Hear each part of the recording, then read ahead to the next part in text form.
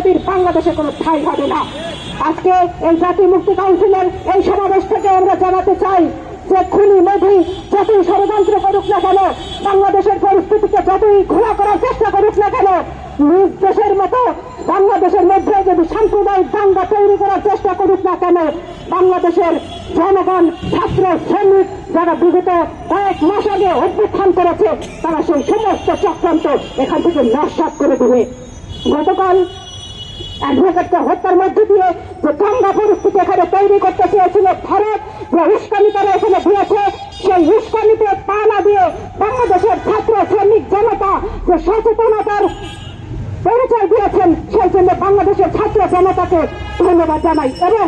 এই আহ্বান রাখতে চাই যে গণঅভ্যুত্থান আমরা এখানে করেছি,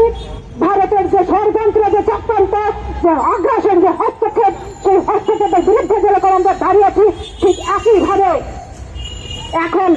বাংলাদেশের এই যে ছাত্র, শ্রমিক, জনতা গণঅভ্যুত্থানের সকল শক্তি তারা যাতে নিজেদের মধ্যে বিভাজন তৈরি না করে, তারা যাতে ঐক্যবদ্ধ হয়ে বাংলাদেশের এই সংকটময় পরিস্থিতিকে মোকাবেলা করে এবং এই যে সাম্রাজ্যবাদী যে চক্রান্ত সেই চক্রান্তের বিরুদ্ধে সজাগ থাকে। বন্ধুগণ,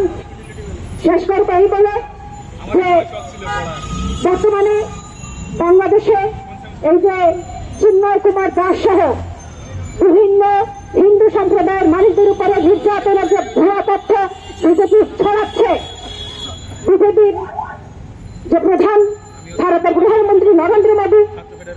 তাকে উদ্দেশ্য করে বলতে চাই যে নিজ দেশের দিকে মনোযোগ দিন। আপনাদের এই যে ত্রিপুরা, আসাম, মিজোরাম, এই যে 7 সিস্টার্স মধ্যে যে আছে মণিপুর এবং কাশ্মীর, সেখানে যে নির্যাতন, যে নিপীড়ন চালায়, সেই নির্যাতন নিপীড়নের বিরুদ্ধে সেখানকার জনগণ কিন্তু প্রতিবাদ করছে,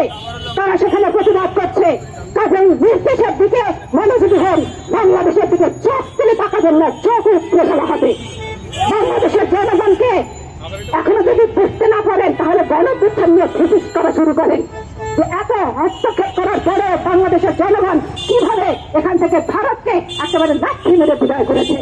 সুতরাং বাংলাদেশের জনগণকে এই অভ্যুত্থানের স্পিরিটকে ধারণ করতে হবে এবং বাংলাদেশের যে বর্তমান অন্তর্বর্তীকালীন সরকার রয়েছেন তাদেরকে এই জনগণের অভ্যুত্থানের স্পিরিটকে ধারণ করে একটি গণতান্ত্রিক ব্যবস্থা এখানে তৈরি করতে হবে। ভারত এখানে কোনোভাবেই চায় না এখানে গণতান্ত্রিক একটি সরকার ব্যবস্থা প্রতিষ্ঠিত হোক, ফলে ভারতের সমস্ত চক্রান্তকে নস্যাৎ করে দিয়ে বাংলাদেশের জনগণকে আবারও প্রমাণ করতে হবে বাংলাদেশ অসাম্প্রদায়িক দেশ, বাংলাদেশ সকল জাতি, ধর্ম, বর্ণ নির্বিশেষে সকলের দেশ এবং আমাদের এই সম্প্রীতির ইতিহাস হাজার হাজার বছরের ইতিহাস। এই সম্প্রীতিকে যদি কোনো বৈশ্বিক শক্তি কিংবা অন্তর্বর্তী কোনো শক্তি এখানে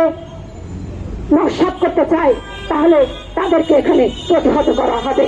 আপনাদের সকলকে বাংলাদেশ ছাত্র ফেডারেশনের পক্ষ থেকে ধন্যবাদ জানাই। আমাদের এই অভ্যুত্থানের স্পিরিট দীর্ঘজীবী হোক, বিপ্লব দীর্ঘজীবী হোক।